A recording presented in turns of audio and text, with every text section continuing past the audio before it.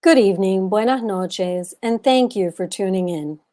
On behalf of Mitchell Kaplan and all of us at Books and Books in Miami, Florida, I welcome you to a virtual evening to discuss Transect Urbanism, Readings in Human Ecology, with the editors of this great new book, Andrés Duany and Brian Falk.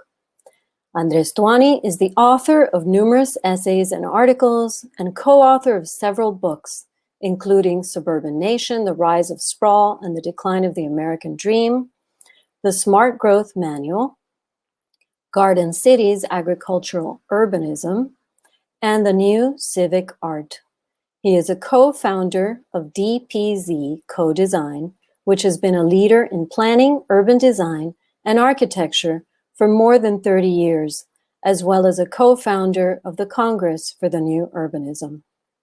Brian Falk is the director of the Center for Applied Transect Studies, which supports interdisciplinary research and publication for the design, coding, and building of transect-based communities. He was a contributing editor of the Sprawl Repair Manual and manages the Project for Lean Urbanism, which is dedicated to making it possible for more people to participate in the building of their homes, businesses, and communities. We'll have some time to take audience questions after their presentation, so please go ahead and put in your questions anytime while you watch the broadcast by using the Ask a Question button at the bottom of the screen. Graham Jones will join us to moderate the Q&A with the audience. Graham Jones is an urban planner at DPZ Co-Design and passionate about innovative ways of working. Before joining DPZ and relocating to the US, Graham held the high-profile position of Scotland's Assistant Chief Planner. I'll take a moment to remind you that you can order your copy of Transect Urbanism from Books and Books below by pressing the green button at the bottom of the screen. Every purchase you make supports Books and Books, so we thank you and for your generous donations too. And now, without further ado, I'd like to welcome our guests to the stage.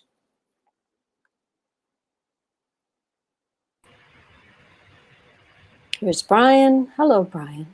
Hello, Christina. Hello, Andrés. Hi. Hello, everyone. Thank you, Christina, for that introduction. Thank you to everyone for joining us tonight. This is an unusual event. Usually a launch of a book like this is a party and we'd be able to say hi to all of you in person. We could look out and see all of you and talk with you. But it also gives us the opportunity to talk with more people. It gives me personally the chance to have family and friends join. So we're grateful for that. Hello to family and friends, by the way, thank you. We also want to thank the contributors to this book. This book was a bear to produce, a long time coming, and we had very, very many contributors to it with essays and with images, and we're very grateful for all of those contributions they made. We also want to thank Books and Books for hosting us, for sponsoring this event. We're very grateful to them. I have a great relationship with Books and Books. It's a local institution, a local treasure here in Miami. They've always been very supportive of us, and we're grateful to them for having us here tonight. Speaking of that, if you intend to buy the book, we'd ask you, if you're not going to purchase from your own local independent bookstore, that you would buy from Books and Books to help them. I'm going to ask Andrés now to speak to you for a little while. Andrés is going to talk about what exactly the Rural-to-Urban Transect is, why it's important, why this book was needed, and tell you a little bit about the book. And I'll pass it to Andrés, and I'll ask Christina to take me off the screen. Hello, everyone. Brian will be showing the many illustrations in this book, and we'll interact and then have but I will be speaking actually with my hands as usual. Brian has the illustrations. Now, I'm not accustomed to speaking about books. You know, I'm accustomed to lecturing. And one of the odd things is that it's all in here. You know, So actually, one of the best book interviews that I've seen recently was Michael Dennis, who very calmly went through the 9 or 10 chapters in his new book and said and basically read the title of each chapter and more or less said what was in it. And then Dan Solomon very cleverly said, oh, by the way, you missed the 11th chapter. And that was his review, a collection of what Michael had left behind. I'm tempted to do that because the 14 authors actually are speaking on different subjects. And that brings up one of the aspects of the Transect, which is that it's actually, this is a pretentious term, but it's a taxonomic engine. It's a system that actually can put anything in order. And you'll see one of the funnier illustrations is that we were at a meeting once and people said, what's the Transect? And I said, take your shoes off. And 10 people took their shoes off. And within a minute and a half, we could put them in rural to urban order. Very easily, people could decide that's more urban, that's more rural. The only thing that was outside of the Transect was the running shoe, which actually works in both cities and rural areas. And that brings up the issue that there are some things that actually don't fit in the Transect, and it's part of the system as well. They're called districts. So how did the Transect emerge, and what's the purpose of this book? The Transect, and I think going a little bit back, for those of you who don't really know, the new urbanism and the practice of DPZ is dedicated to combating suburban sprawl. You know, those quite dumbed down system of urbanism, in which things were separated from each other, the functions of daily life, and then reassembled by the streets. And we said, how could anything be dumber? That people have to drive 14, most households have to drive 11 to 14 times a day to get their daily needs, including taking the kids to games, going shopping, going to work, etc., just driving. And we, along with many new urbanists, of which there are thousands now registered for the Congress and attending the Congress, the thousands of new urbanists continue to make ever more compelling cases about traditional town planning and actually building quite a few communities and renovating and revitalizing communities. And so the demonstration projects are there. And I asked myself, how is it that it resists? What is the resisting? Why is it all this Sisyphus thing of rolling the stone uphill? And one day I had the aha moment that suburban sprawl is an incredibly elegant and simple system. Very easy to administer, very easy to put numbers on. You put the shopping places here, the shopping centers, the square footage, what they provide. You put the housing of different types over here, the townhouses all together, the condominiums all together, the single family houses, et cetera, the rental apartments all together. And then you put the office places, certain Class A office building over here, and over there are the warehouses and so forth. And then you connect everything back with roads of a very simple dendritic pattern. I said, that is really hard to beat. What keeps suburban sprawl going is that it's very, very easy to administer. Now, when we try to build traditional urbanism, we find that the traffic engineers have a different theory, the marketing people have a different theory, the banks have a different theory, the landscape architects have a different theory, the architects have a different theory, everybody's is off. And what we do is spend a huge amount of effort reconciling everybody. We didn't have a common theory. The Transect emerged, in my life at least, in a very charming way that I describe in the first introduction, what I call the personal introduction. And it took me a long time to understand it, and I think I was fortunate because it sort of dripped in.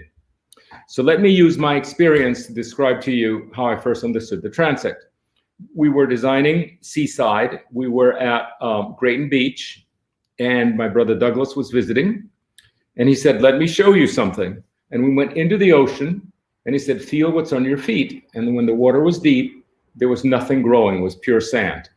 Then as we emerged in the tidal area, it got substantially more complex, and you could see that there were crabs and seaweed and so forth. And then we rose above the tidal as we walked, and we saw that there was sand, and then there was the first dune with its own flora and fauna. And then we went down to the lee of the dune, and then we went to the second dune, and then the third, and we went down and we found a little brook with beautiful, beautiful trees and birds and so forth. And he said, everything is symbiotic in each of these environments. And he says, this is what's the beauty of nature, is that everything makes sense where it is. Now, if you take a tree and plant it in another place, not only would it be vulgar, it would be a kind of Texan McMansion idea, actually, to take a tree and put it somewhere else where it doesn't belong. But it would also die. And he says, nature is always in good taste because every aspect of it is symbiotic. And so the transect is actually a cut through nature in which that analyzes every instance, every environment sequentially, and determines what is it, mineral, plant, animal, and everything, microclimate that's there. I thought that was fascinating. Later on, Douglas and I did exactly the same thing in Miami Beach. We cut from east to west, and we saw how every street actually created its own position in the transect. What I realized at that point is that one of the greatest problems that was emerging is that the environmentalists were actually hostile to urbanism. They found every aspect of human occupation of the land problematic. You know, you denature the place, you pave the place, you create CO2 by driving around, etc. And the environmental movement of the United States is adversarial to urbanism. But when I realized that actually both nature and the man-made, the human-made, the cultural, the natural and the cultural could actually work on the same platform, which is the transect, they could be unified. And so we developed a systematic way of thinking about every aspect of urbanism, from the urban core to the general urban areas, to the suburban areas, etc., all the way down the wilderness, and then from wilderness on to intact nature. And every aspect of the transect has in some measure nature, and every aspect of nature has in some measure culture, because there's almost no wilderness left. Even the national parks actually have their buildings and their parking lots and so forth. And it's a matter of administering the correct proportion of each. With the help of fantastic people like Sandy Sorleen and the firm of placemakers, but also the general enthusiasm of a great number of new urbanists, many of which have their illustrations here. There are 108, actually over 100 illustrations by something like 50 firms, all based on the transect and all dealing with their specialties. You know, whether it be like Seth Harry dealing with retail, or someone else dealing with the law, the kind of illegal administration of every aspect of the transect and so forth. Basically, everybody who was working independently was able to actually work together. And so it went. And as we became more and more expert, we realized that the transect actually pre-existed.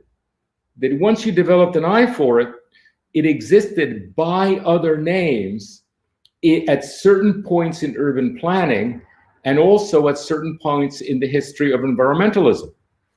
And so what you get at the cover here is this fantastic drawing, 3 centuries old, of Humboldt, actually drawing a transect. Essentially, it's a mountain in Latin America, but essentially it's a transect from the Atlantic to the Pacific. You know, it's vertically exaggerated, but look what he draws. He draws everything that's on the surface, he draws the minerals that are inside, and he draws the microclimates all the way up and down. So this is probably the earliest transect that we knew of. We put it on the cover. It's also one of the most beautiful. And then we discovered that actually the transect existed even in the Chinese, the great Chinese scrolls. You look at this. Oh, incidentally, this is a drawing done by our firm about my walk my walk in Grayton Beach, you see, with every aspect shown. This is the normative transect for administrative purposes. And these are all the specialties that are unified. But I also wanted to show, I think Brian will do it, maybe I'll wait for the illustrations. We will show that actually the transect is imminent, or as Philip Best has written, the transect is natural law. Okay, what is natural law? Natural law is defined, natural law is the right, for example, the self-evident right of life, liberty, and the pursuit of happiness. You don't have to make arguments about that. It's self-evident that that's a right, that those are rights. Well, it turns out that the transect can also be defined as observable in nature and therefore ethically binding. You see, so what you find are the various places, the various ways that humans and all the species and and even the minerals and the microclimates, how they actually live symbiotically together. The new urbanists, with an enormous amount of coordination by Sandy Sorleen and many others, wrote a code that would administer this and gave it out as freeware to the 27,000 planning departments in the United States. And at the moment, there are hundreds of transect-based codes that are called smart codes everywhere in America. And then the specialists came in, the people who were experts in solar. That is also transect-based. The people who are experts in water, the people who are experts in fire engines, the people who are experts in parking count. And what we find is that everything has a place. And all the trouble that is caused in the public process is due to somebody trying to do something in the wrong place. Those of us who are transect-based planners, when we work in public and somebody comes up and says, you know how it is, everybody has an opinion and everybody has a right. And somebody says, I want dark sky. What you have to say is, absolutely, madam, you're right. And then a person shows up and says, we got to have a nightlife. This place goes dark at night. And you say, absolutely, sir, we do need a nightlife. We got to have our lights open at night, or you'll drive to Chicago every night. You'll lose your young. So what are you going to say to people who say, I want places that I can watch the stars, and I want places that actually are brightly lit at night, metaphorically, but also physically? You say, you're both right, but it depends where. And so what's happened to the transect planners in terms of the public process is that you don't banish things. You can't say, well, that can't happen, because no one is ever wrong in America. Okay, let's just confront that. What you do is you say, you can do that there. Okay, if you want to see dark sky, you live there. If you want to have lively nightlife, you live there. And by the way, if both of them are pretty close together, each person can actually go watch the night skies when they feel like it, and then go downtown and have a blast until late at night when they feel like it. And the people downtown can have a blast every night, except when they want to be out there and they need a break and go to nature. So the other thing about the transect is that it administers complexity. It administers complexity. The basis of the smart code is now what people are saying and are very excited about, called the 15-minute city. Now, what does it mean, the 15-minute city? You know, it's very famous in Paris. The mayor of Paris is talking about that. And basically what she's saying is that you need all your daily needs within 15 minutes, whatever, walker or bicycle. You need your within 15 minutes. Well, what do we mean by all your daily needs? Well, if everything is dense like Paris, all the people who want to live in houses are going to live somewhere else. And it's not at all diverse. Paris, in the end, is not diverse. Okay, there are richer and poorer people living sometimes in the same building, but there's a whole class of people who don't live there. Just like in the suburbs of Paris, there's a whole class of people who love cities and don't live there. And they're, and let's put it this way, some of them vote Democratic and some of them vote Republican, So what the 15-minute city does and what the smart code administers is that within certain catchments, certain pedestrian sheds, the diversity of at least 3 transect zones exist. Okay, so you can't just say we're all apartment dwellers or we're all single family houses. So it becomes this extraordinary administrative system that enables diversity. It's all about administering diversity. And that is not an instrument that's available to us. You know, you can do everything. I'll just give one example so it's understood. What about lodging? Okay, renting a room, lodging, hotels. Well, with Airbnb, anywhere, you can rent a room. Okay, that could happen in T3, where there are houses, T3 suburban. Then there's T4, general urban. You can have an 8-room bed and breakfast in there, because that doesn't overload the parking too badly locally, and it's only breakfast, it's not lunch, which is disruptive. And then in T5, which is the main street, you can have a hotel of 200 rooms. No problem, that's where that goes. And then if you want a convention center or a conference center, that happens in T6, the urban core, you know, with the major people, the cosmopolitanism, the buses coming in. All of those are lodging. In suburbia, in a standard suburban code, all those 4 are one category, lodging. And so everything gets piled up in one place and everything else is illegal. With the Transect, everything actually has a nuance. It's a declension.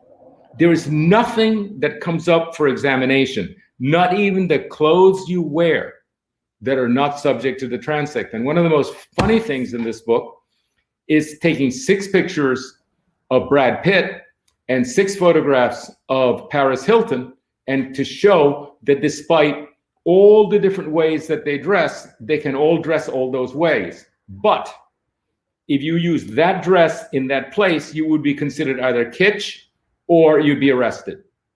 There's a big difference between a bathing suit, right, and a lumberjacket shirt. And by the way, I'm not going to get into a nightclub in a lumberjacket shirt. I'm going to be at the back of the line. So you also need a sleek little dress. All of those are necessary. People know how to use them. People know how to dress generally. They know what cars to have where. They know what restaurants to go to. They know what menus. The restaurants know what menus to have. And yet we don't know what buildings. We don't have a theory that applies buildings. And we're always rusticating the city or urbanizing the landscape and causing no end to the chaos. This, I'm almost finished now, but what this book does, each of the writers is an expert in a specialty. And they give their arguments very elegantly, thanks to Brian's editing. There's also the illustrations, which we were very, very careful to take from at least 50 different firms. You know, and that's why there's such an enormous amount, talking about different things in their own style of speaking and so forth. And it allows us to work together. All these firms that are sympathetic, it allows us to work together. The other thing that I might say that I think is very important, I think politically it's very important that people understand that the Transect is not an invention of DPZ being imposed on the world. You know, yet another power grab by DPZ, those terrible people. No, this pre-existed us by 300 years, and it's going to be unavoidable for the next 10,000. You know, there is no way that this has never not existed. What we have done is daylighted it in this book. One last thing, there is another book that is called, the Smart Code has something called, an addenda called the Smart Growth, the Smart Code has the Smart Code Manual. And what it does, it's a Transect-based technical analysis by every specialty on how you can actually bring it together. And that includes anything from street lighting to crime prevention to the flowers and trees that you can plant and where. It just brings it all together, and suddenly not only is the world in harmony and people happier, but the politics become much more harmonious. So that's what this book is about. And anyway, let's go on with Brian and get the illustrations. Thank you, Andrés. We're going to give you a preview now of the book. And so I will share my screen.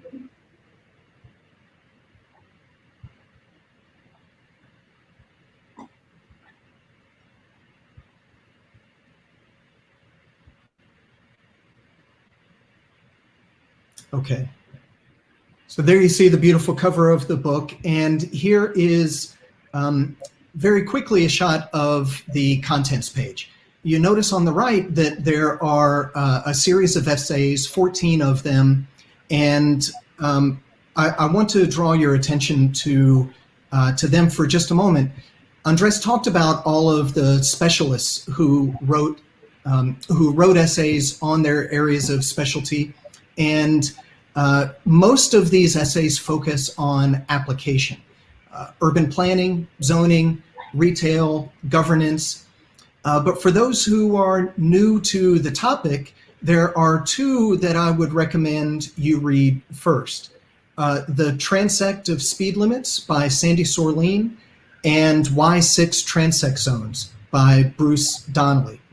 I think those will be very helpful to get a handle on the concept to begin with. In addition to the application, we also have a few essays dedicated to theory. There's some about environmentalism, about landscape urbanism, and also philosophy and religion, like Andrés mentioned a moment ago. So to introduce the topic again, here is the graphic that Andrés showed, and this is the primary diagram representing the rural-to-urban transect. And if you look at it, it shows two perspectives. So up along the top, it shows you what buildings and what these places look like from the ground level. And then down below, it shows you an aerial view, as if from a satellite or a drone. You also notice that starting from the left, we go from more rural to more urban, and that they are divided into 6 zones, T1 through T6, the natural, uninhabited in the most rural, and the T6, the most intensely developed in the urban core. Here's the image that Andrés showed a moment ago when he was talking about his introduction to the transect. The rural-to-urban transect is the tool, the urban planning and urban design tool that the book was written about. That tool was adapted from a scientific tool, a transect, that is typically used in ecological studies. As he said, it's a line or a cut across all or part of a habitat. It's used to either analyze or document the elements that are found along that line, whether it's plants, animals, soil, water, what have you. If you look at the image down below, it'll give you an idea of what Andrés described in his walk when he was at Seaside, when his brother Douglas Duany took him on that walk, starting on the left in the water, going up onto the sand, across the primary dune, into the swale, across the secondary, and then down into the wooded area. Andrés talks in the essay about how beautiful that area was, and that he focused on the way that all of the elements worked in harmony. He described it as a pantheism of place, and how beautiful it was. And I think another point to bring up here is the way that these images show how you can transition from one habitat to another. This transition is evident in human habitats as well. This aerial photo of Chicago by Robert Elves shows that very well. Down in the foreground, you can see what looks to be uninhabited, maybe parkland, and it moves through slightly more intensely inhabited areas, all the way on the water to the urban core. And this transition is evident to children as well. On the left, a page from a book by Keith Duquette from, it's called The House Book. And The text there says, houses of all shapes and styles from town to town for miles and miles. And on the right, you see the daughter of one of our colleagues, Lila, had drawn her own version of a transect. So it's evident to children as well. This in Andres's personal introduction, he mentioned that later, after walking from the water at Seaside, that Douglas took him on another transect walk across Miami Beach. So if you look at the right from the water, you can see how he walked across the north-south avenues, sort of like walking across the grain of a city over to the bay, and realized that it helped him understand the layout of the city. And it was at that point that he realized that this idea of a transect could apply to cities as well. And so new urbanists started figuring out what those elements were that could be applied. And they got to a point where they realized that essentially all the elements of urbanism, all the elements of what we call the built environment, can be allocated.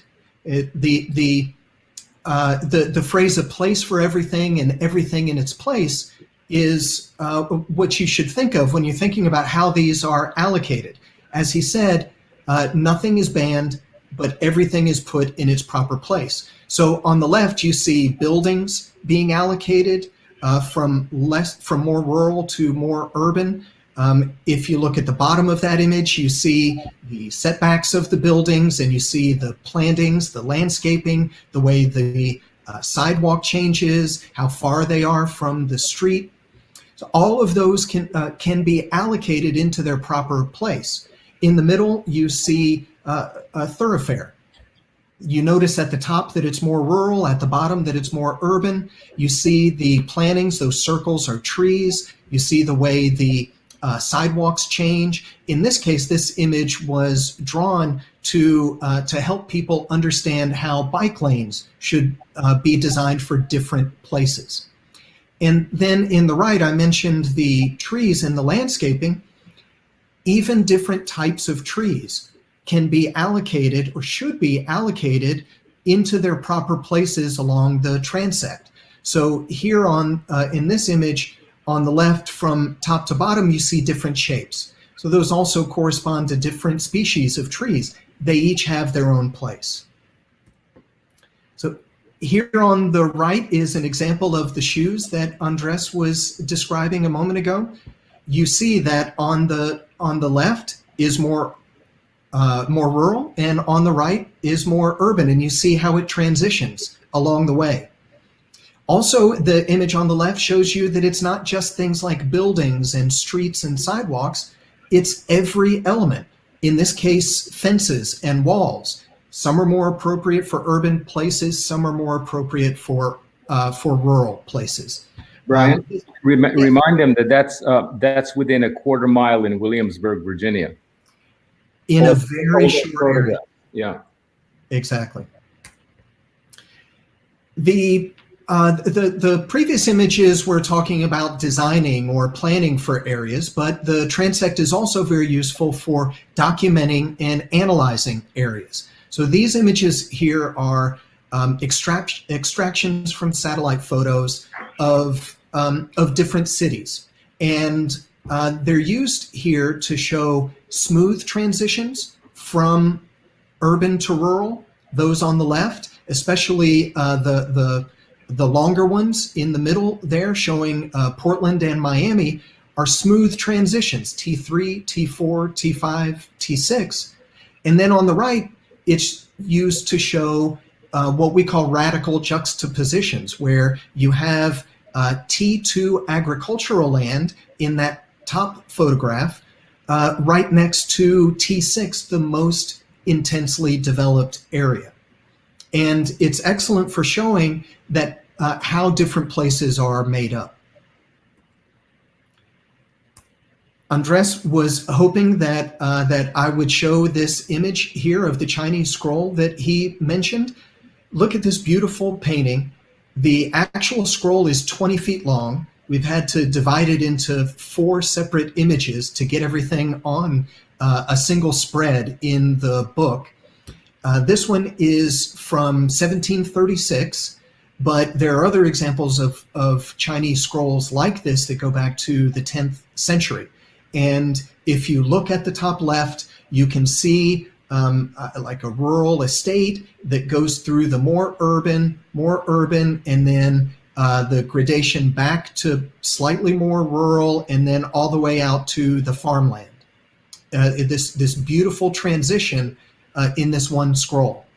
The one below is a medieval transect from 1339. It's binary. Instead, this shows that radical juxtaposition that we saw in the aerial photos a moment ago. In this case, it's because of the defensive fortifications of cities in Europe at the time. They were very densely packed inside the walls, and then they had agricultural land and the hinterland outside. May I say that this one is called Good Government. And then there's another one that has largely disappeared that's called Bad Government. And the Bad Government shows sprawl and the inner city burning and the landscape destroyed. It's quite remarkable that the name is Good and Bad Government. And they understood this back then. Yeah.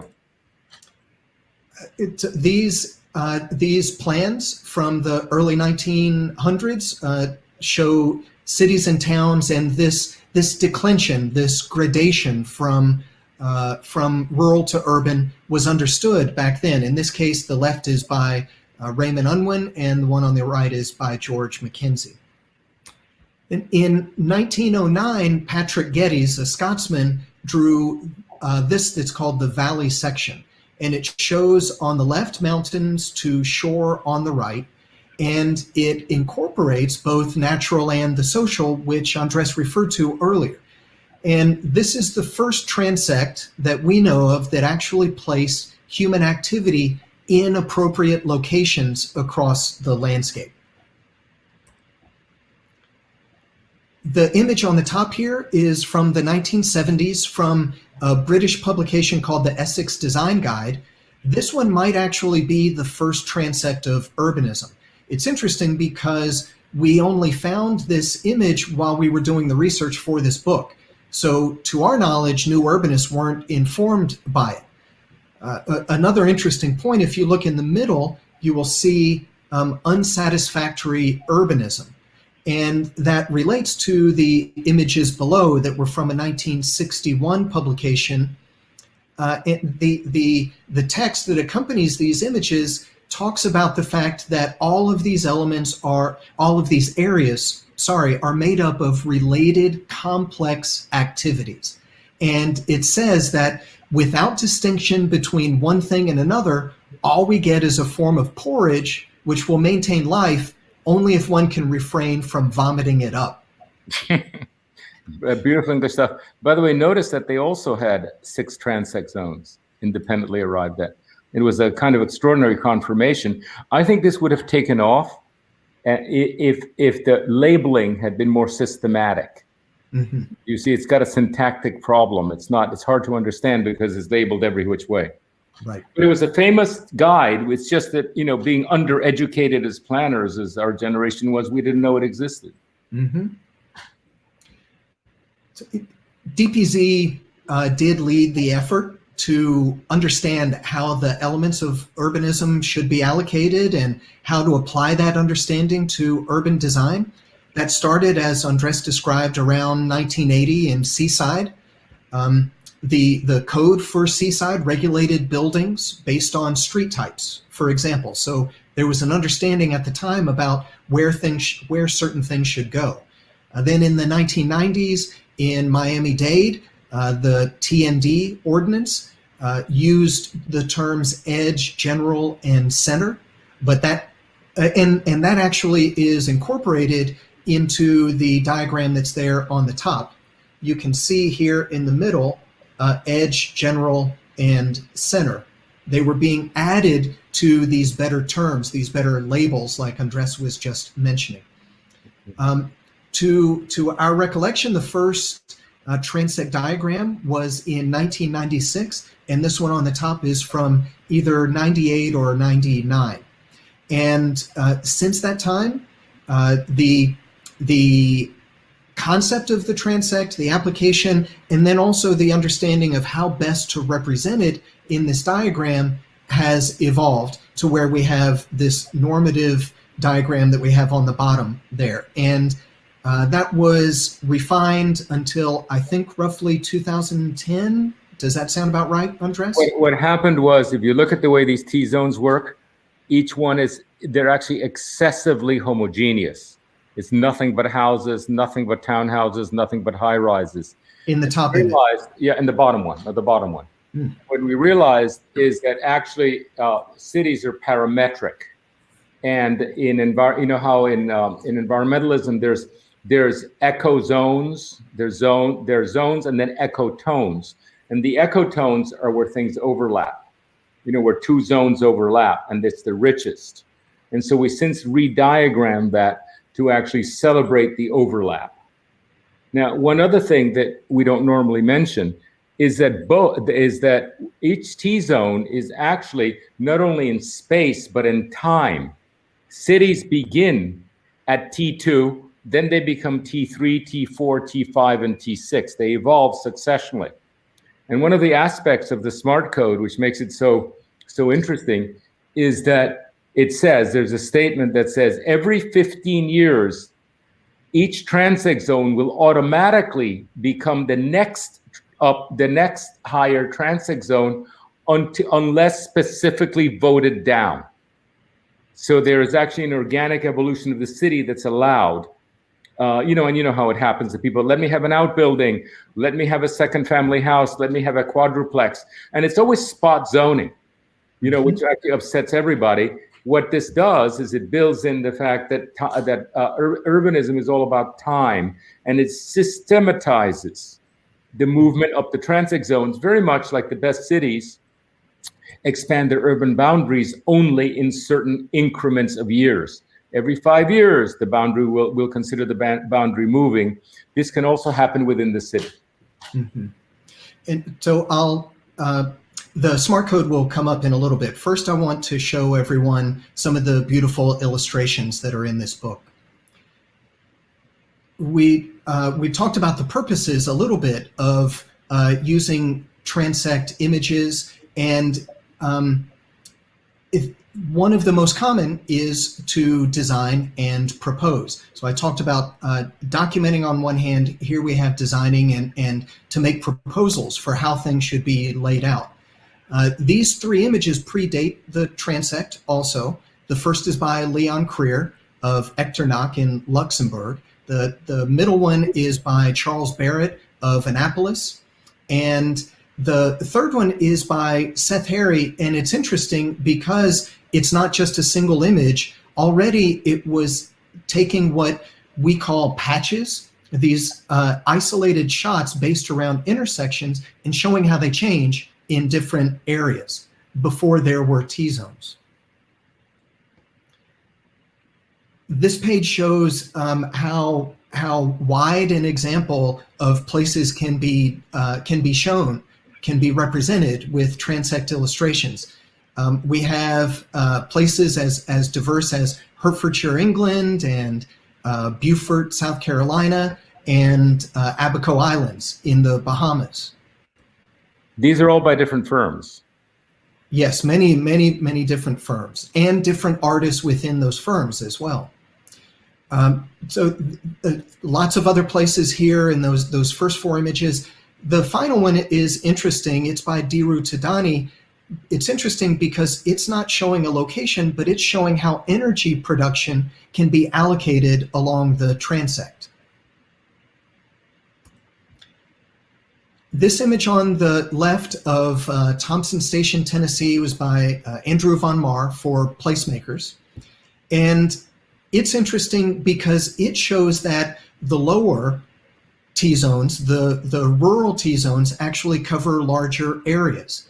The more dense it gets, the more intense it gets, the smaller typically the T-zones may be.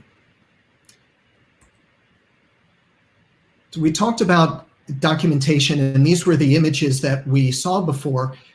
Transect images are of great benefit to document and to give examples of different forms of urbanism.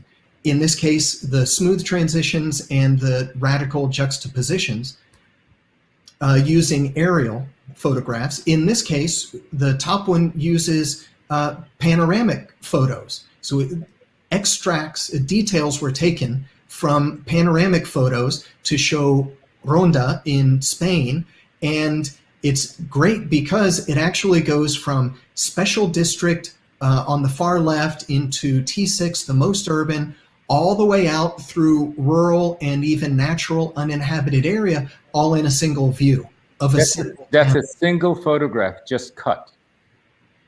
It's really great, and it makes it a beautiful place as well. Compare that, a panoramic photo, to the one on the bottom that is made up of pedestrian's eye view, of photos taken from the pedestrian's eye view. It's the same case with these photos of Providence, Rhode Island, by Sandy Sorleen, by the way.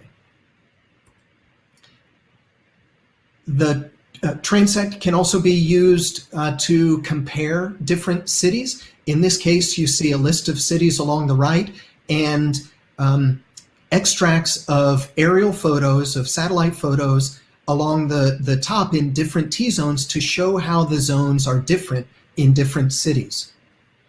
So you can compare internally within each city or across cities. You can take, these are 4 cities, and you can see what their T3s are like and the T4s.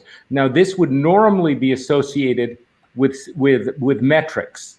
You would see how much open space, how many units per acre, and so forth would happen in each. And so you start getting this common vocabulary in which cities can be seriously compared. And there's some amazing things that come up. For example, Charleston is an astonishing dense city, despite mostly being 3 stories. And that wouldn't come up unless you do this kind of thing. Mm-hmm. It's also very useful to propose normative settlement patterns, like the one on the left compared to the one on the right, and also to compare traditional development on the left to sprawl on the right. By the way, and sprawl is also normative. It's extremely normative. You know, each of the zoning categories is the same all over America. Everybody downloaded the same code. The difference is that the smart code requires local calibration. You know, you have the matrices, and they're empty until you fill them in. So it doesn't homogenize the place. This is something that's widely misunderstood. They think, oh, you're making America homogeneous again. Not at all. Now, by the way, if you use this smart code straight off the book, you may not get a local town, but you get a damn good town. You know, if you don't have the money to calibrate a smart code, it's still a good, you know, much better than your existing code. Mm-hmm. So speaking of urban design, we see the diagram here again. And in this case, for design, the transect is used to create the types of places that a community wants. And this one shows down below types of places, and also the mixes of T-zones that they contain. So you have cities and towns below the line here, and you have different types of neighborhoods up above, and then how the T-zones are mixed to create, for example, that type of neighborhood here. By the way, the ones above the line are normative to other theories of urbanism. You know, the Canadians called something the cell. They've had it for a long time, the neighborhood unit of 1927. But what happens is the transect actually can correlate them. So although you can continue to use your existing terminology, you're still talking about the same thing. So for example, the traffic engineering manual, so long as it refers to T3, T4, T5, will work in any of these, I would say, proprietary terminologies. Mm-hmm. It's also very helpful for representing regions and showing how community types, different types of communities, can fit in and should fit into a region. This illustration by Opticos shows the scale as well as the typography of a region. And it's very helpful to help people understand the scale of places. In this case, it's also very useful to illustrate choice, to show people what choice is like in both T-zones within communities, but also what types of communities they can choose within a region. This illustration is by Peter Richards in Australia. And if you look from the right to the left, you'll see it's just packed with information. It's really dense. So on the looking from right to left, if you look down below, first you see that there are different types of communities and how it shows how they fit and where they fit into a region. It shows pedestrian sheds, those circles. So Andrés was talking about the 15-minute city and he referred to the pedestrian shed. This shows how they fit into different types of communities. The lines going across and up and down show the thoroughfare types, how they fit into different types of communities, and also how they connect them.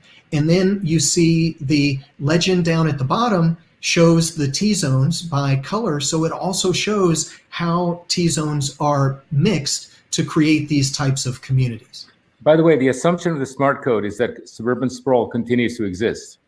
First of all, because you're not going to nuke it to get rid of it. It exists in this world, but also because a very high percentage, I know Tony Nellison is on this, and he was absolutely instrumental in his visual preference studies back 20 years ago in proving to the world that people wanted to live in walkable, diverse communities. I mean, we were at the point where he was actually crucial to our political position. Yes, he would yell, 70% of the people would want to live on the image on the left, and only 30 on the right. And of course, the one on the right was a terrible suburban place, but still 30 people preferred to live there. And so the smart code does not eliminate suburban sprawl. Now, suburban sprawl has that's the smart code. Suburban sprawl uses the colors red, yellow, orange, to represent commercial, residential, and office. We can't use those same colors because both worlds have to be mapped. What you see earlier, these are the colors that are used by the Transect. You see the mauve colors? They actually blend more easily into each other. These were the colors used by the British Empire in the 1900s when they introduced zoning in places like Australia, which is so interesting because actually it shows it has much less difference between each of the zones, which imply that they're all mixed use. They're just mixed use to a different degree. The intensity is different. Mm-hmm. So whenever you use the old red, orange, green, you have to keep it apart from the Transect colors, otherwise you cause chaos. And people will continue referring to T5 as commercial and T3 as residential, when it isn't. It's not residential. It's just less intensity of everything. Andrés mentioned the preference surveys earlier, and that's also an important distinction, the matter of preference and choice. As he said, the sprawl system is very elegant and very effective, but it's very effective at providing products, but it's not as effective at providing a variety of products and the choices to create these types of places that everyone wants to live. It's actually quite limited. And actually everybody lives exactly the same way, which is you drive everywhere for everything. Right. Whether you live in a townhouse or a house or a mansion, you still drive everywhere for everything. So you have the illusion of choice. You have no choice at all. Your lifestyle is identical. That's right. So let's get into the smart code and how you use the Transect to actually design and plan and guide the types of places that you want to create. By the way, I'll mention very quickly that this is version 9.2 of the smart code, and version 10 is coming out soon. As Andrés said, it is free. If you go to our website, transect.org, you can download it for free and just calibrate it for your location. the smart code should be used to fit into a regional plan. The top half of this diagram guides future land use and puts them into sectors. And you can see the sectors here, O1 through G4, and the bottom half allocates the appropriate types of communities into the various sectors. So these are just abbreviations for different types of communities. And then below that, it shows how the T-zones are mixed to form these types of communities.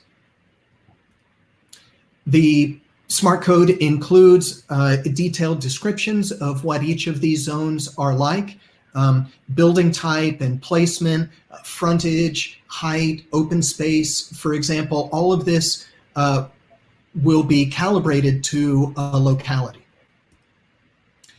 Then you get into the various elements that I touched on before and how they're allocated by T-zone.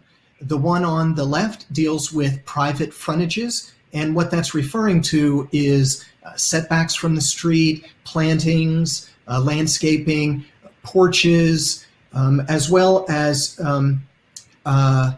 maybe some things like height, for example. But also it deals with public frontages in this area on the right, which gets more to the sidewalks and the landscaping and how they interface with the streets in front of them.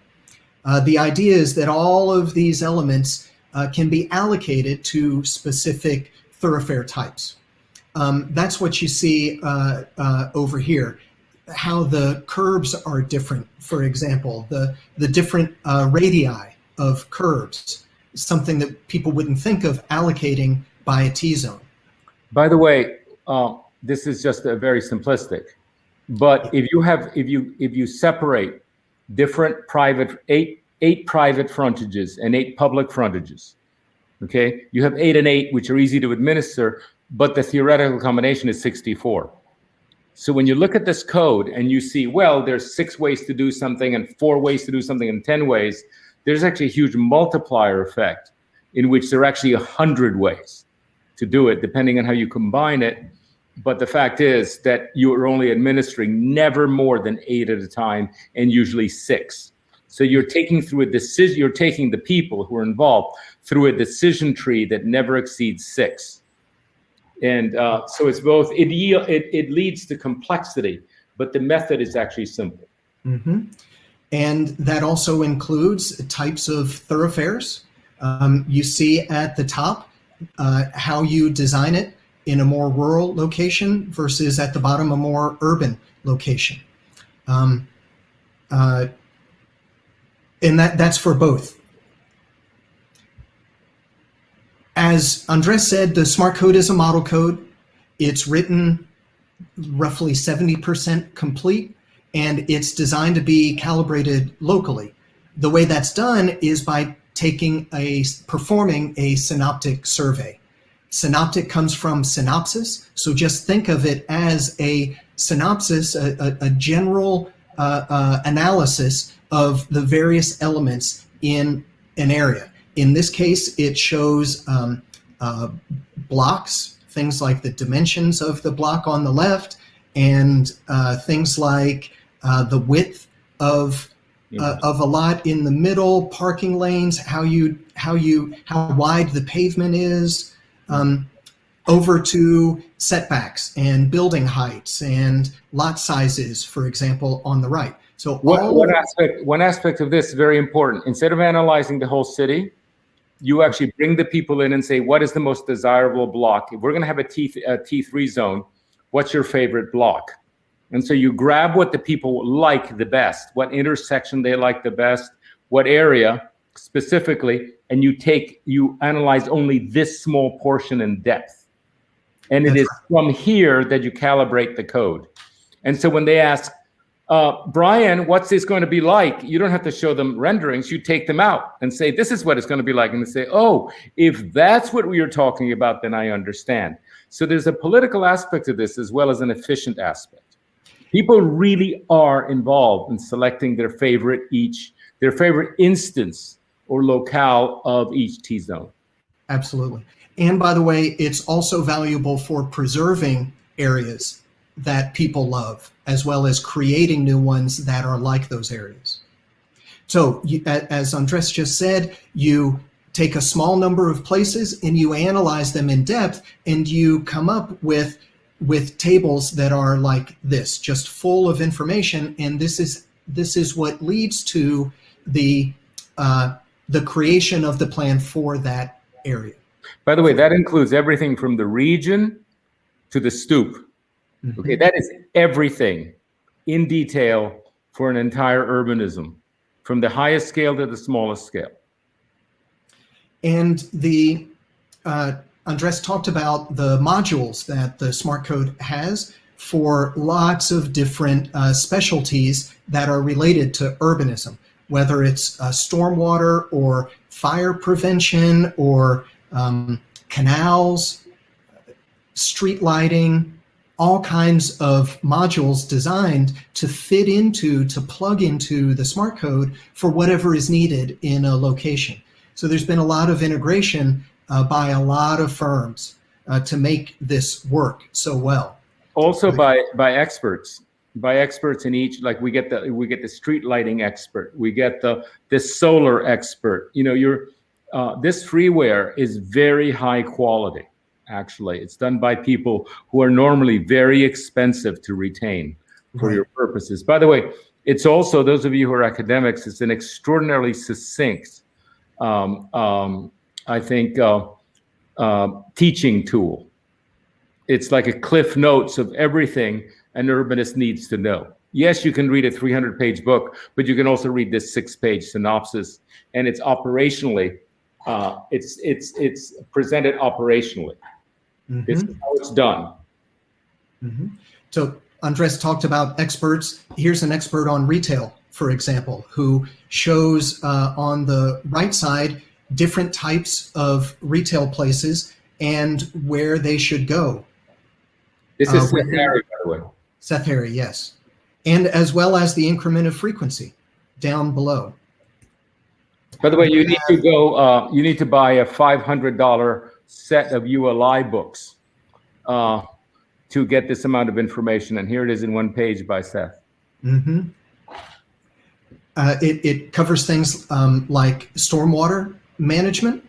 For example, in the image on the left, from the light imprint manual by Tom Lowe, part of the toolbox that he created.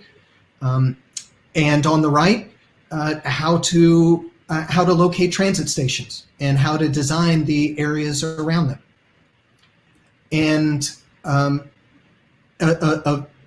I think Christina mentioned the sprawl repair manual, which the Center for Applied Transect Studies also supported.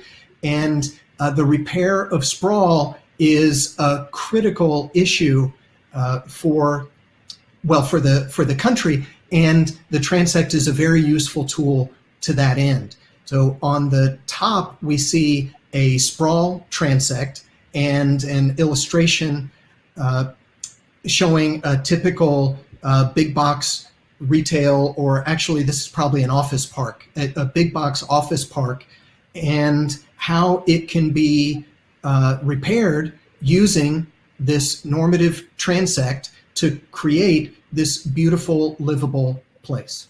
Hey, by the way, that image, believe it or not, the prior image is not hypothetical. That's a project we did. That's actually what it looks like. Mm-hmm. And it's not even low end. Right. So that's the end of the preview. I'm going to stop my screen share, and I'll ask Christina to bring Graham up, and Graham will ask us some questions. Sure. Well, thank you first of all for the presentation and the discussion so far. It's really great to be a part of this launch event. I have my copy of the book here, and I know how much work has gone into it. So congratulations on getting the book out there. So we have some many wonderfully informed questions here. So let's get under the way now. So not everyone has identified themselves, but I'll try and interpret their questions a little bit. So the first question here is from Alex. Does the Transect prove that most cities are over-consolidated? Neighborhoods have lost local amenities to the city center, and regionally, small cities have lost their labor and capital to big ones. Wow, that's a huge. I think that an analysis using those Transect tools may yield the answer to that. Okay. One of the things we might consider is that we have the new smart city, all those protocols that are very, very, very intelligent. And what you're getting at is that cities need to be diverse. But here's the thing, it's not just diversity, it's diversity in balance. Okay? There are 6 cities in America that don't have enough affordable housing. And as a very important person once said, there are 90 cities, 90% of the cities in America could use nothing more than expensive housing. They need the tax base. So you can't assume that because San Francisco, New York, and Boston and Washington need affordable housing, that another 90 don't need it. And what we're getting at is that both affordable housing and expensive housing are goods, but they need to be in balance. The built into this Transect, if you actually use it straight and you see the percentages that we recommend, it will rebalance all of these variables. Okay, it will rebalance automatically. Now, if you have a particular situation, you need to alter the percentages to your situation. But in the end, our standard issue smart code will rebalance every aspect of the city, including, by the way, a nice 30% allocation of suburban sprawl for those who can't live without it. Okay, here's a question from Jason Montgomery. Is the T3 zone really an evolution of rural to urban? It seems that the village pattern leads to a town and then a city, but the suburban pattern stands outside an organic evolution. Okay. Notice that it's not suburban, one word, it is sub-urban. It is a type of urbanism which is mixed use. In existing, the red, orange, yellow coding, suburban is what you think. It really is just houses. Here, in sub-urban, you still have corner stores, you still have outbuildings. It's more like the residential areas of New Orleans than the suburbs of Orlando. And also, the suburban zone is mixed in with other zones. Yeah, So you can never have too much of it. You can't have an infinity of T3. The code requires a range between 20% and 40% of T3. And by the way, one of the problems cities have is that they don't have enough T3. So people leave Manhattan because there are not enough houses, and some people want houses. So it isn't just, it's any absolutely pure building type is a problem. It tends to monoculture. Mm-hmm. And T3 should be walkable to T4, T5 with the neighborhood main streets. Yeah, everything, you need to have 3 T zones within a single pedestrian shed. So within a 5-minute walk, which is to say within a half a mile, you have 3 T zones. Now there could be the less urban ones if you're in a town, or the more urban ones if you're in a big city. But always there's that diversity. By the way, there are cities that are very good at this. Like, for example, Washington, D.C. is extraordinarily well balanced. It has apartments, and it has houses, and it has townhouses in pretty close proximity. Alexandria, Georgetown, those places are really quite excellent. I think we focus too much in San Francisco, Manhattan, and places like that. How do you convince municipalities to invest in missing middle housing? These are very absent, at the least in my experience, in many small cities. Is that something the Transect can help with? Missing middle is actually a neologism for T4. It's actually T4. Now, T4 is very interesting because there are T4 whenever you go to a city and you really love it, it's a T4 area. That's the area that has houses, townhouses, shops, and offices all jumbled together. It's what people really love. T6 is a bore. It's Midtown Manhattan. You don't know what to do on weekends. It just dies, you see? But T4 is really the ideal. And what you say, the missing middle isn't just apartments. It's just, this was an interesting idea that has been dumbed down to no end. People say, what's the missing middle? 5-story apartments. Excuse me, that is also a monoculture. The missing middle is really T4. It's the place where all of these building types coexist. That's the missing middle. That's the rarest of places and the most popular places. And I'll make a brief plug for another program of our nonprofit, which is the Project for Lean Urbanism. Right. One of the primary reasons why that middle housing is missing is because it's been made illegal. Much of it, the smaller parts of it, has been made illegal.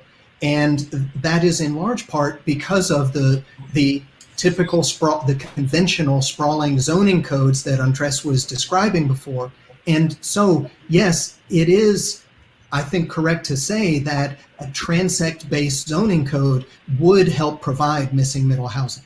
By the way, I have to say, because this is the next problem that's coming up, like everything in America, it's a good idea that gets dumbed down so it becomes a problem. Okay, if you think the missing middle is a walk-up apartment, you're wrong. That's just another monoculture. The missing middle, you want to see what missing middle should be, it's T4. Look it up. Great. Any thoughts on using the transect in a series of vertical context that enables walkability to continue beyond the building frontages? That's so prescient. I once visited an apartment building in Rome that at the bottom were storefronts. Above it were offices, above it were apartments, and on top was a villa, actually a villa, very wealthy and desirable villa full of green, almost rural, with pitched roof. And when I looked across Rome, every other apartment building also had a villa on top. And that was a vertical transect from most urban at the bottom, and as it went up, the apartments got lower and lower density, and finally there was a house on top. It's absolutely marvelous. And yes, there's also another thing that happens in Berlin. In Berlin, you have T5 on the outside, on the crust. They have huge blocks in Berlin, 900 by 900 feet. On the outside, the perimeter of the block, you have very urban areas. As you penetrate through the arches, you will actually see lighter and lighter transect zones. And in the middle is a farmhouse with chickens. It's absolutely remarkable. So yes, you can have within very small areas, radical juxtapositions of transect zones. And they're delightful. Every one of these, when you run across it, you say, I want to live here. It's a good question if you're new to the transect idea. What do people often misunderstand or get wrong about transect urbanism? For example, can it be applied across large areas? That is the greatest. God, how are you all so smart? What did we do to deserve this audience? Okay. Every question is not stupid. Don't get used to this. Okay. That's an exceptionally interesting question. You answered it yourself. It's the greatest confusion is the scale problem. The transect is applied in too large areas and too far away from each other. The intention of the transect is that these areas occur within sheds, within 5-minute sheds or within 15-minute sheds, not that the city core be here and 15 miles away, the neighborhoods, and 15 miles away the single family houses. That's what we get already. That is a constant problem. The very coarse mapping of the transect is the greatest misunderstanding. So you hit it on the head. I think another misunderstanding, maybe the second most common, is the expectation, because of the way the diagram is drawn, that cities are like dartboards, that they're a series of concentric circles. You have one T-zone here and it leads outward, but in actuality, they're mixed. It's more of a mosaic. The mosaic is the exact analogy. And by the way, there are illustrations of that in the book. And you will see, for example, the analysis of very mature cities, for example, in Scotland, that actually are very clearly mosaics, and that's where they're best. Don't ever do a transect that's a fried egg. That's the analogy with the yolk in the middle and everything coming down. That's from the Middle Ages with the cathedral in the middle. Okay, that doesn't happen anymore. People are too fluid. So here's a question for someone who's read the book. The articles in the book touch on a wide variety of community and development goals that the Transect benefits either directly or indirectly. Vibrant retail centers, urban growth, school repair, environmental concerns, mobility, sustainable food sources. Was that always the intention, or is this itself maybe a problem if it covers so much? This is one of the great collective works of the for years and years, we would meet constantly in seminars on the Transect and on the Smart Code, and people would come up with, oh, this also works for growing food.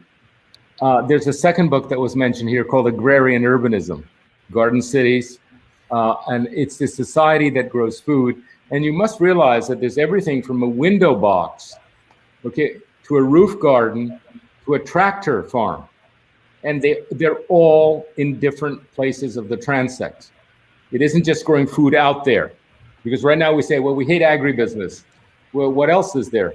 There are 8 and 9 different ways to grow food. And by the way, there's a beautiful diagram in here that was done by Hank Dittmar, in which the kind of food you grow in each transect zone is delineated, including the fact that the food that you grow in the higher transect zones can be more hand-tended because you can't use tractors and machinery because people are living nearby. So it has to be higher value food. You have to grow near the city. You have to grow strawberries and avocados, not wheat. Okay, and it's astounding the kind of urban-rural fight you have in agrarian America. Again, there for the lack of the transit. What do you mean that you're going to actually crank up your tractor next to my house at 6 o'clock in the morning? Therefore, we don't want farming anymore. No, that's not. Of course you want farming. It's just the wrong kind of allocation of the farming. Almost always the problems that we're confronting, there's no one right or wrong. We do need wheat. We do need houses. It's just a transect misallocation.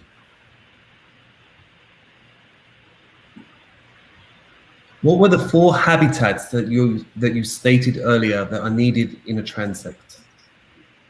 Well, there are 6 of them. The notion that we have is that within a pedestrian shed, you need 3. Okay, so for example, if you have T6, which are the dead high rises of Midtown, you also need T5, which are the great shopping streets of Fifth Avenue, but you also need T4, which are the neighborhoods with the corner stores and the townhouses. Or you can start with T4, which would be a small town, with a few townhouses, corner stores, etc. Then have the houses of T3, and then the countryside of T2. As long as you have 3, one way or the other, you have, of course, locally calibrated, because a neighborhood store in Manhattan is a bodega, and it's run by a kind of retail genius at the level of Walmart. You can't just have a dopey small town person working in Manhattan. So everything's allocated. And by the way, almost everything can be put in proximity so long as you take the truck out of the way. The noxious use, even in Manhattan, is the big truck. The complaints are the big trucks. In workplaces, in places that fabricate things, they're often silent. They're always table machinery. It's the big truck that's the problem.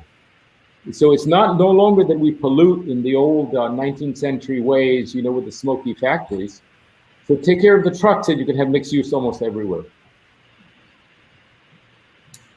Here's a very relevant question from Barbara Romero. How do you think the current pandemic will change the urban landscape of the future? But in particular, I guess we should relate it back to the transect in some way.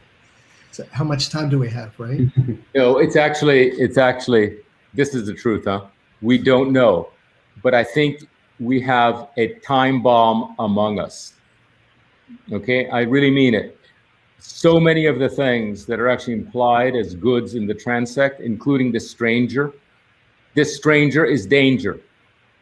Okay, just look at the New York Times today or the Wall Street Journal on what was learned by the football teams in the last season. They ran an incredibly tight experiment on the causes of COVID, and frankly, this stranger is danger. Like, what does that do to urbanism? Okay, what happens when sunlight and breeze is the primary protection? Do we redesign cities radically so they're all about sunlight and breeze? Do we go back to the 1930s, the great Siedlungen, in which the angle of the sun determines everything? We are, if we don't work it out, and by the way, the small merchants are gone. We are, I hope you're excited about this, but we're in crisis. And there's a lot for the younger generation to do. This was most unexpected, but there, just like we were, I remember when we were considered that term, we have a time bomb among us. That was the reference to the smart code. I remember Rem Koolhaas saying that. And now when we find COVID, we have a time bomb among us. So much of what we have been promoting sounds like you're a mass murderer. Oh, let's have festivals. Let's have tight, intimate spaces. Let's have third places. I'm not sure you can say this in public without being considered some crazy person. And we have to deal with it. There's a lot to be done by the young. Here's a question, Andres, I know you've been thinking about recently. Would you say that the rural crossroads through to the town center is an example of a 15-minute city? At 15, okay, actually what I've been studying is what is meant by a 15-minute city. We're doing some very recent studies because the 15-minute city, you know, all it takes is the charming and glamorous mayor of Paris to say 15-minute city, and planning has to completely reformulate itself. You know, urban planning, have you noticed? You know this? Oh, she said it.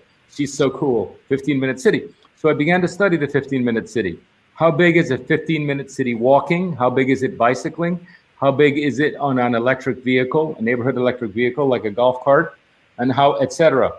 Well, if you take a golf cart at 20 miles an hour, okay, so 20 miles an hour, and you take 15 minutes, the city enclosed at 8 units to the acre is 1,400,000 people. So if that is your pedestrian shed, if your shed is a 15-minute electrical vehicle, you have no discipline at all. You might as well go to Orange County, California, right? Because that's actually 1,200,000 people, and they all live at that distance from each other. So we have to be very careful as to what our sheds are, what our catchments are. Because 15 minutes, in my opinion, and it's not my opinion, I can show you the diagrams, 15 minutes is so large that it's no diversity at all. It's exactly Orange County. And that's, by the way, this is something that's honestly, knowing this is 3 days old. This is what we're discussing right now with much concern among the new urbanists. Probably more than any other profession, we have to explain to the community what we are thinking and what we want to do. How does the Transect help communicate our ideas and our policies? I have spent an awful lot of time thinking about that. I prefer not to think about it, but here's the thing. One of the things that Transect does, it's both intelligible, because people can understand 6 things, that there are 6 choices. That's within the realm of variables. They can also identify places they love and say, this is what we're coding. You know, you understand. But here's something that's not widely understood. You have to have something that's a professional distance. You can't just say, y'all come in and tell us what you want. Here's your pencil. Okay, because it means that, oh, this is easy. And then you spend the entire time trying to get people that have pretty stupid ideas to convince them that, oh, maybe we won't do that. I think when you present the transect, it is intelligent, this as a theory, it is intelligible enough that they understand it, and it is smart enough that they say, this guy knows what he's talking about. Okay, so don't forget professional distance. Part of the public process is that we all come in and say, y'all come in and draw. And that is no other profession would do that. And so the transect is actually properly presented. It's impossible to present in y'all, this is cool. You gotta engage professionally, and that distance I find more and more is important. It's how we gain respect. Maybe another benefit of the transect, could you talk about the efficiency of permitting development? Oh, yes. In other words, because you are setting out development that is allowable, how does that affect the time and cost for other professions? I just don't understand, Graham, how we're getting so smart people. Are you really selecting? Okay. The way the smart code works is you do not dismantle the existing system. That'll cause no end to the problem, because an awful lot of people are making money as navigators through the murk. You don't take the existing system away from the bureaucrat who's an expert, from the lawyer who's an expert, from the local architect who's an expert. What you do is you set up a parallel system. Okay, it's parallel, and you say you have a choice. Now, if you use the existing system, you go through the same process, whatever it is, usually quite painful. If you choose the transect route, you're permitted as of right. You've already been through the mill, you're permitted as of right. So what happens is, without banning the existing system, you incentivize the desirable one. There have been instances when codes have crashed, famously crashed, Austin, etc. Famous crashes. They always involve the elimination of the existing system. You can't do that. You can't make it go away. You can have it dwindle from disuse. You can, but don't kill it. It's impossible to murder it. And that's where the problem comes from. But the code, if you follow the protocols exactly, what it does is there's a decision tree for every developer, and you can, every large developer, not the housing developers, but every large developer has a choice of which way to go. I think it's also important to point out, Graham, if we're talking about the benefits to development, to easing development, to distinguish between what the code says, what the book says, and how it's administered. You have to be sure that it's not only allowable by right, as we say. If you do what is allowed, it's allowed by right, but that also the way it's administered does not become an additional obstacle and make it hard. And that is still entirely possible with the transect. Not only entirely possible, but actually most codes that have been written, most transect codes, leave the old system in place. So basically the poor developers are scrutinized at the level of what's mixed use? Why are we allowing this? So it's actually harder. Unless you make it as of right, it is actually more difficult than doing the existing system, which at least is a beast an evil instead of this new evil that you're bringing in. And it's a miracle that there's so many smart codes in place, actually, in America, when so many of them are compromised by precisely that aspect.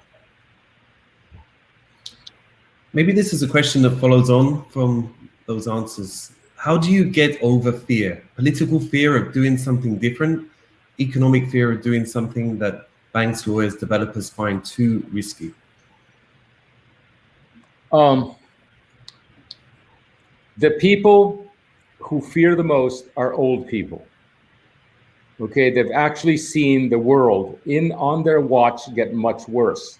They've seen their cities get uglier, more congested, many of the promises betrayed, the disappearance of nature. If you have a public meeting and the old people speak first, they'll say, no, no, no, we know exactly what can go wrong, and the young people will roll their eyes and leave. They'll never speak. The way to run a public meeting is to say, who's the youngest person in the room? Who's the youngest? And by the way, if it's a 9-year-old, you've won the day, because they love everything. okay? But basically, get the youngest people to speak. They'll usually say yes. I would say always say yes. And by the time you're done with the young people, it is impossible for the old people to say no. You've actually reversed the dynamic. And that's one of the easiest solutions to this problem that I've ever run across. Make sure the young people show up because they tend not to. And the way to do that, by the way, is to have a call-in that is so technically demanding that the old people will just crash and melt. So don't try to make things easy. When you try to access people by internet, just do it for people who know what they're doing. The young people will tend to come in and then they speak first, and you will tend to get yeses. Andrés, what about fear among the lenders? Well, I think that, okay, you basically have to lie to them. This is so normal. Don't look at this store at the bottom of this townhouse. That's a basement. You know what I mean? Just try to do not go to a lender and explain to them how incredibly exciting and innovative your project is. Okay, just come in, buy a suit, don't wear anything black, shave your beard and say, oh, take a look at this boring old project. You've done it 100 times. And that, I'm not kidding. We've always had to do this. And it's not their fault. They need to bundle it with a lot of other conventional projects. They need to bundle the loan for other conventional projects. They don't want anything they can't bundle and have to hold on to. And so try to be very conservative with the bankers. In fact, you have to be conservative. The presentation usually has to be more conservative than this stuff actually is. You know, don't get excited about how innovative it is. Keep it to yourself. Everybody wants to know the known stuff, especially the banker. Okay, don't present to your architecture professors is what I'm trying to say. Okay, Jason wants us to dive a little deeper into the environmental aspects of the transect. So he's mentioned Lorenzetti's image is a statement of ecological balance, the effect of good government of city and country. Can you discuss in more detail the environmental ethics of the transect? Thank you. Damn. Aren't these great? Where did we get this crowd? Hey, you know, one of the things we might actually consider is actually keeping the group together and continue to have discussions, because this is really good. Lorenzetti, of all things. God, how'd you know that? Let me give an example. One of the things that's emerged in the last 20 years is a great deal of concern about rain actually going directly into the aquifer, not being caught and then taken by pipe somewhere else. Okay? And there's a great deal of respect for the streams and the setback that is required to keep them healthy, the riparian wetlands, right? I am told there's a book that came out about Manhattan. It's called Mannahatta, I think it's called. And they say that in the island of Manhattan, there are 1,700 streams in pipes, in order to have that continuous urban fabric. If you go back to the map of Manhattan and you map the streams and you have the 30 and 40 foot setbacks around them, and you cut the crossing streets, okay, that are essentially illegal to cross them. So you only have Broadway, only Broadway essentially can go from north to south. You will drop the density of Manhattan by to 100th of what it is, to 100th. Not only can you build so much less, but the traffic is basically dysfunctional. You can't build the subways. So the end effect of that is that the population of Manhattan, the 3-4 million people who live there, would be spread all over New York State, really, really destroying nature. So what the Transect does is it says, so long as you build T6, T5, and even T4, you're allowed, first, if you're building T6, you're allowed to put the stream in a pipe. If you're building T5, you're allowed to embank the stream, like the beautiful Swiss villages in which you're walking past the stream, etc. Now, if you're building T3, stay well away from the stream, 30 feet, in fact, 40 feet in either direction. So what there is there's a setting for every T zone in terms of the setbacks of the hydrology. Because right now we have one absolute setting, which is you save the hydrology regardless. And what you get are completely shredded cities that have very, very low density. And on top of it, low density with high rise. We're right back to the 1920s and all the dysfunctional social stuff. A city, surrounded by green. By the way, they photograph beautifully. Don't get me wrong. There's a new neighborhood being built in London, as you know, Graham, that actually is nothing but a big wetland in the middle and everything else in high rises. It will never be as and it is, everybody's delighted with it because people love seeing green. And they say I want to love to live there, but no, they're all going to be back in George and London as soon as they can, and that is what we need to work on. That is built into the Transect. If you look at Tom Lowe's, it's beautifully executed and beautifully detailed, the 6 responses to water, for example. And by the way, this is no different than the traffic engineers having to have 6 responses also. They're also very destructive of cities. If everything is a highway at 55 miles an hour, the engineers also destroy the cities. I mean, it's always the specialist with a single answer that causes the problem.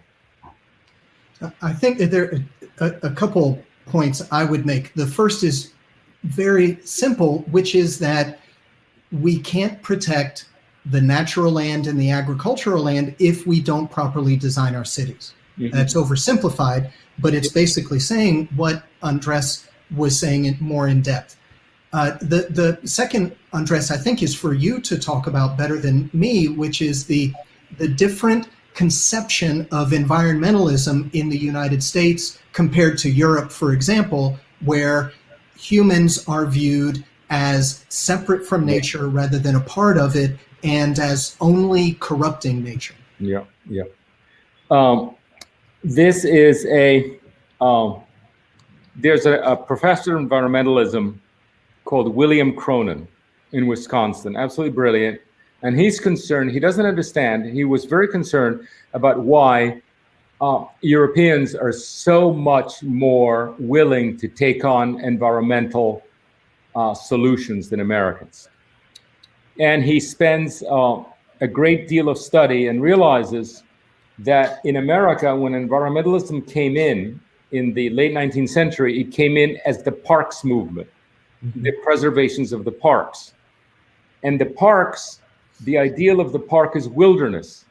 And when the ideal is wilderness, when the first human walks in, the ideal is degraded. When 6 humans walk in, the ideal is degraded even more. Humans are adversarial in American urbanism. In Europe, when the Germans at about the same time became serious about environmentalism, there was no wilderness left. None. Okay, every hill in Italy had a town on it already, right? Every river was embanked. Every river already had a city right up to it. Just think of Paris or Florence, etc. So the Europeans could never conceive of an environmentalism which is adversarial to humans. And so all their laws are much more nuanced and integrated, and nature is not fighting humans. In the United States, the environmentalists are always fighting the humans. No, don't build on that hillside. You're a problem for me. You see, and so people say, well, I'll crush you. I'll vote Republican. If I can't, I bought this land, I want the view, I'll vote Republican. And you say, why is everything blowing up in this country every second election?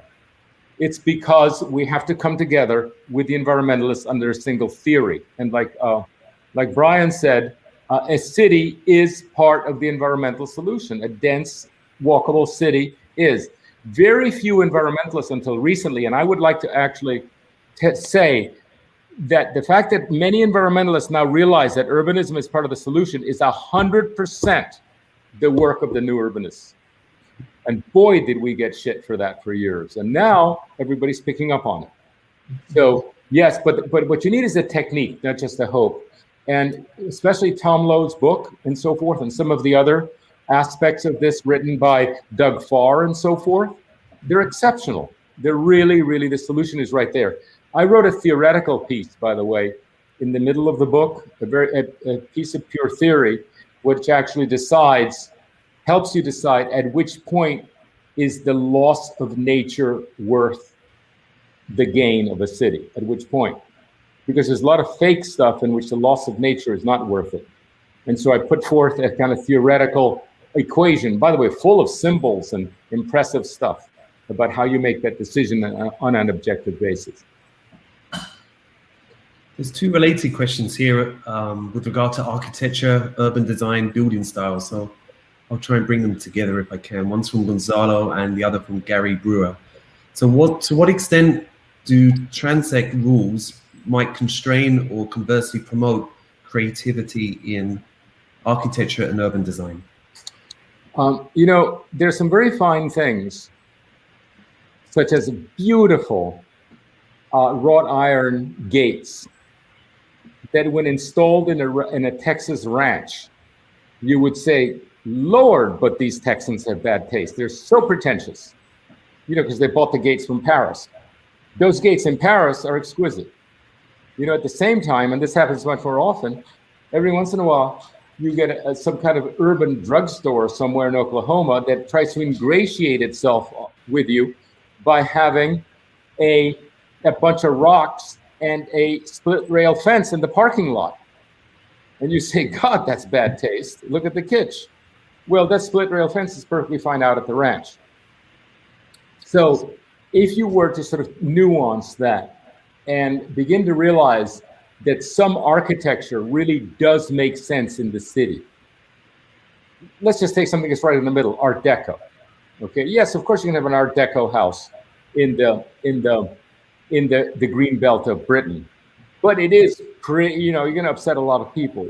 But an Art Deco building downtown, which is so absolutely sophisticated, would be right, and I can't wait to put on my sleek little dress and go into that building. And that kind of thing. We haven't studied this, but there are styles that are definitely more rustic. You know, when you have shingles in a city building, it's like, really, do you really mean that? Or sort of beam ends coming out in T5. There's no restaurant you would walk into. I don't care how Mexican it is. Okay, you don't want to go to a Mexican restaurant in T5 that has hand-hewn beams sticking out of the facade or adobe. Never, but out there in the ranch, perfect. So yes, there's definitely a great deal of understudied criteria on architecture itself. Interestingly, you know that modernism, actually we have a very nice drawing to show this. Modernism does not have a transect. And it's one of the reasons that actually modernism is quite popular in cities. But then when you build a modern glass house in the suburbs, even something relatively sober like a Philip Johnson house, a lot of people get upset. And one of the things that I think the modernist architects could do that is really kind of fascinating, it's beginning to happen in the Northwest, is to develop a rustic style. I think that the school of the school in Austin that builds out, you know, Lake Flato, those guys that build out of rusty corrugated metal and so forth in clearly modernist types, they're very popular and a really good fit. And I think the profession actually should dedicate itself a little bit more to deciding that style is not personal expression, but it actually is correlated to the transect, and it would be a lot more popular, especially modernism, if it actually got to work on that. And sorry, Graham, really quickly, something else for you to mention or for you to discuss, Andrés, is decoration and style versus form. Yes, well, there's type. Right. And that little drawing that Brian showed of 6 little buildings in the transect way at the beginning, they're all the same style. They're kind of generic American, pseudo-Georgian. But actually, look, I'm going to give you an example. Do you realize that every building in downtown Alexandria is shed to the front? It's not gable to the front. Gable to the front is more rural because the building becomes more independent. I was told that George Washington, of all people, actually decided that actually the buildings of Alexandria would have shed to the frontage. And the only buildings in Alexandria, in the historic area, that have gable to the front are the civic buildings. Okay, when you realize that we're talking about 3 centuries ago, that is absolutely blow your mind sophistication. And you say, surely, Andrés, that couldn't be possible. How could those people be so sophisticated? Well, those people wrote the Constitution and beat the British Army, okay? So this is actually relatively easy to make this decision. What's astonishing is we can be so stupid that we consider that an act of brilliance when it's actually perfectly observable. And by the way, this wasn't my observation. I was told this by somebody and I verified it. And I was in awe of that kind of subtlety, which unfortunately has been lost. Now, the smart code doesn't code this to this extent, but it is something that we as a profession should begin studying it. Oh, by the way, I meant to say, when it's shed to the front, it means the cornice is more horizontal, right? More continuous. If it were one gable after another, it's actually more independent and less urban. But that's just the beginning. You know, whether you have a porch or another frontage, all these things, actually, there's a very, very subtle urban to rural continuum. And Howard Blackson, I think, follows up on that point by just saying that if it's a civic structure in a public space, it can be exceptional and independent, and it can be considered art. The smart code says that civic buildings, and this includes private and public buildings that are essentially collective buildings, are not coded. They're exempted from all codes, and they come in to be negotiated with actually the elected officials. What elected officials shouldn't be doing is negotiating fence heights. That's really beneath them. And that's taken care of in the code. But the civic buildings should be very much a negotiation with actually the leaders of the community. So we're sadly coming to the end of our discussion, but there's one quick fire question for you, Andreas. What has more complexity, the transect or a pattern language? Okay. Answer that quickly. I'll tell you a story. A pattern language is infinitely gentler and more interesting. Okay? Many years ago, Alexander, I want you to understand something. Alexander, a pattern language is the book that if I only had one book to take to the moon or to jail, if I had only one book to take, that's the one I would take. Okay, because it's endlessly fascinating, incredibly. So Alexander called me to Berkeley, and I duly came in, and I said, I started off the meeting really well by saying, oh, Chris Alexander, you are my unattainable ideal. How can anything be so brilliant as yourself? And of course, that set up the meeting very, very well. And so he said, on the contrary, I admire your codes.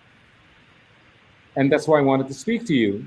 And I said, how can that be? And he said this, he said, we all know what the appliance is. You and we are coding the same appliance. He says, what we need to design are the plugs that connect the appliance to the existing power grids. We don't keep tinkering with the appliance the way the academics do. We should be designing the plugs that design to the existing power grids. And he said, a pattern language has never connected to any known power grid. It requires a leader to take you through it, and leaders are rare. And he says, what you managed to do with your codes is connected to the existing system of 27,000 planning departments who are happy enough to administer it. So he says, the transect is not actually the appliance. It's not an appliance. That is, by the way, it's written in the smart code. You will see that there are 4 patterns in Alexander that are, in fact, transect based. So he got it. He had it, but he never plugged it to the power grid. And what the transect and the smart code does is plug it to the existing system that administers the growth in America. And of course, I didn't know that, but that's what he pointed out. And it was a great meeting. And I have always told people, don't stop tinkering with the appliance, concentrate on designing the plugs. That's what's necessary. And remember, he said power grids, he did it plural. They're environmental power grids, as you know, but there are also other power grids. The bankers have other power grids. Developers a different power grid, right? They're all different power grids. So there's a lot of work to be done. That's a great story. I know there's more in the book as well we can get into once we dive in a little deeper. Actually, the story I used to tell much shorter. All right, so our final question, sadly for you guys, is the idea of the Transect was derived more than 30 years ago now, and we're still talking about it today. These ideas come and go. So why has this particular planning approach stood the test of time, and why will it remain relevant into the future? You know, Brian and I stopped talking about this for a while, for years actually, as we developed some subsets of it, like agrarian urbanism and so forth. Mm-hmm. We're now working on governance based on subsidiarity, so that to empower smaller developers. Once we figured that it was, I would say, 90% done, we didn't keep tinkering with it, Mm-hmm. you know, and it spread and so forth. The advent of this book has gotten us excited about it again. Frankly, that's the way I feel. I'm excited about it again.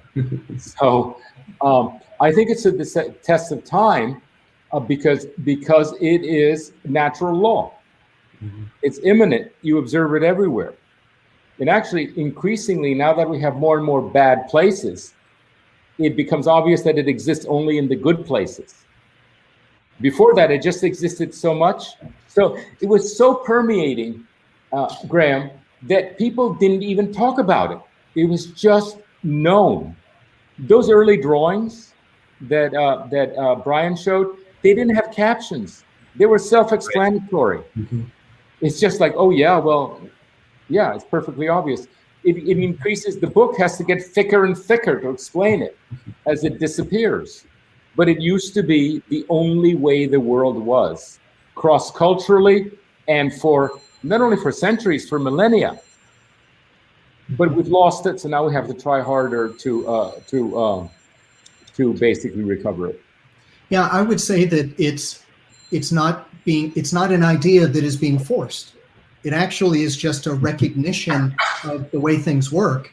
Mm-hmm. And also, I think the fact that it's open, that it's free, but also that it's open and that it's receptive to so many different disciplines. Yeah. So many different people can work with it. It just accepts them and they're able to take it and use it for themselves. Yeah, it's incredibly non-adversarial in its approach. One of the reasons it took so long to finish is that we realized that the incoming stuff hadn't stopped. You know, we kept getting more and more drawings and so forth until finally we had to call it off and say, okay, let's, you know, Brian, let's just set the book and print it. And that's a good reminder to apologize to the people who submitted essays and images that we weren't able to include. Yeah. And sometimes you don't even get thanked for them. You send us this wonderful stuff from Australia or Saudi Arabia, and we say, you know, it's in the air. It doesn't require thanks. I think you know how good your work is. Mm-hmm. Without our somehow acknowledging it. Well, I'm going to say thank you to you both for the answers you gave, and also for the hard work in putting this together, and for just making it so colorful and interesting, you know, to understand and to read through. So that's the end of the Q&A. That's great. Thank you, Graham. Thank you for doing that, Andrés. It was great talking with you. Thank you to everyone who attended. We're really grateful that you would come and spend the time with us. And one last thing is to thank Books and Books, thank Christina for her help, and to encourage people to use that button on the bottom. If they want to buy the book, use that button and buy it from Books and Books. Thank you so much. What a fascinating conversation. I mean, some of it I couldn't, you know, grasp entirely, but I feel like I've learned so much. And I think that Books and Books is a T4. You are. You're absolutely a T4. And I would like a villa on top. You understand it better than you think. But I want to thank you so much on behalf of Books and Books, of everyone. Please, to all of our lots of people watching tonight, please remember you can order the book by just pressing the green button. We'll ship it right off to you, or you can come by and pick it up if you're in Miami. And I hope we can continue this conversation. I mean, we certainly should. I wish we were folding up our chairs and moving into the next room and getting ready to autograph. But until such a time as we can do that. I want to thank you for your passion and your excellence. And thank you for joining us tonight. And be Okay. well. See you next. Wonderful. Bye. Thank you. Thank By the way, you. Liz has something she's going to present in Books and Books soon, right? The new classicist. Mhm. Oh, great. Okay. Yeah, Elizabeth Kletter-Zeberg. She just finished a new edition of the classicist for Florida. Special Fantastic. edition in Florida, and she'll be So look presenting for it. that too. Phenomenal. Phenomenal. Okay. Well, thank you. Good Bye-bye. night. Thank you.